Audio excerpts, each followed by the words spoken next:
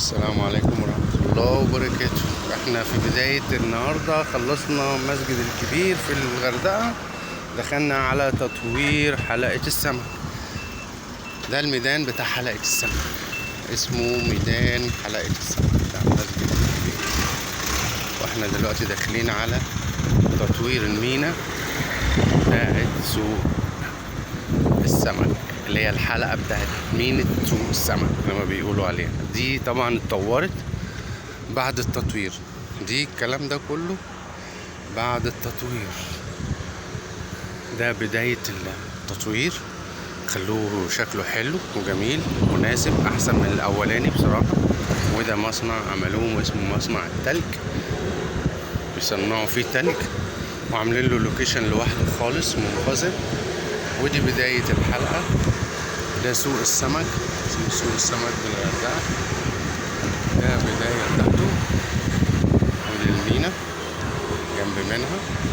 طبعا هنخشوا على الحلقة، عاملين لهم باكيتات كده داخل الحلقة. طبعا دول بعيد عن قرن الشمس خالص، وعاملين باكيتات. المنظر جميل قوي، تحفة، في خصوصية مكان طبعا يقلوا فيه ويشوي ويعمل الرز والشوربة، وأماكن كده محلات محلات محلات، وكل واحد لازم يكتب اسمه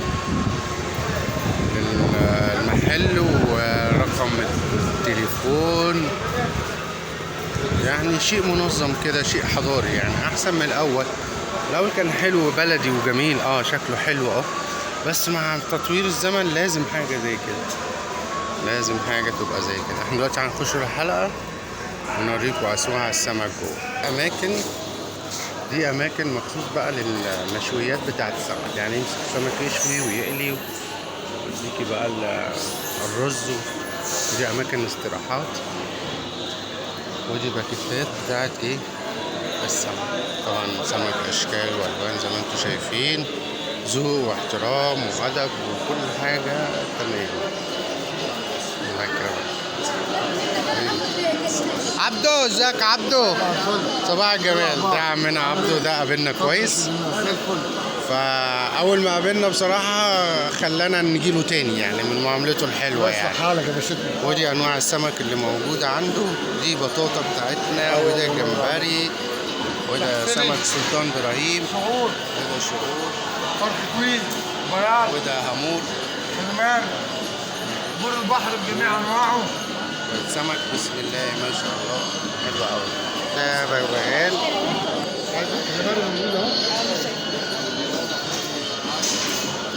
وده الكلاماري بتاعه سلطان ابراهيم. انواع سمك جميله جدا وشيء رائع يعني.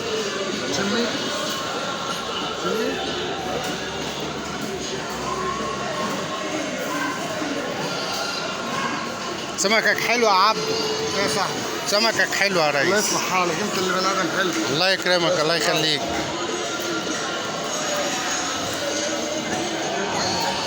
بيعملوا الاخطبوط حلو هنا.